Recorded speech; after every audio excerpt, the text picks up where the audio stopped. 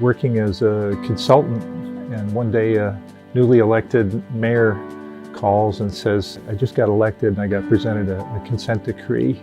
And I asked around who knows how to fix wastewater plants that have EPA consent decrees, and your name keeps coming up. While I was working on that wastewater plant as the main reason I was hired, the mayor said, I used to be the city councilman from the 4th District of Elkhart, and there's this old dump at the end of Lusher Ave. In your spare time, could you do something with that? I said, sure, we have resources. No, I don't have any resources, but think of something creative to do. Using my own environmental engineering background and also help from the University of Notre Dame, we brainstormed over what might we do with this old dump that was on fire more than it was out, and had the audacity to dream that it might one day in the future be an environmental education park.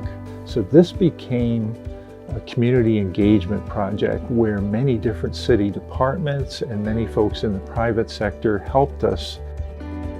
Much like many kids, part of the Elkhart system, came here as a student. That was some of my earliest environmental experience with Boy Scouts and that sort of stuff as a kid. So that's the success of this place, is just providing kids a space to understand their impact and learn about nature. I mean, we're a very unique environment. We're on top of an old dump on the south side of the city, right 2 blocks from a railroad track, and yet we have 86 bird species, 200 fauna species, endangered species, trails, wetlands, prairies, woods. I mean, every ecosystem in the county is here.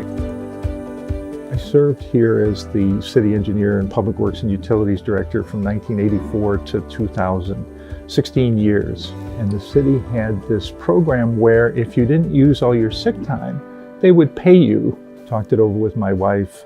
We took that lump sum check and worked with the Elkhart County Community Foundation to set up an area of interest fund that we called the Environmental Excellence Fund.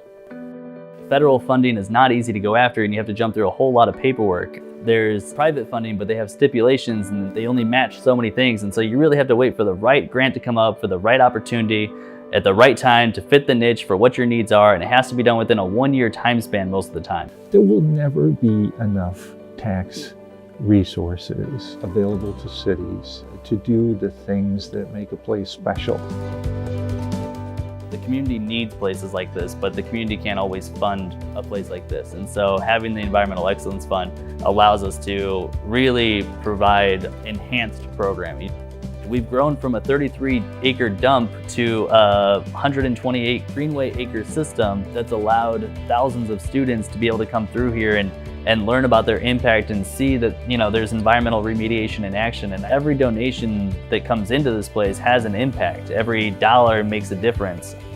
The beauty of a community foundation is that you can set up an endowment that will literally give a stream of dividends to causes that are near and dear to your heart in perpetuity. We don't know what the future will bring. The foundation and an area of interest fund lend themselves to flexibility for the future.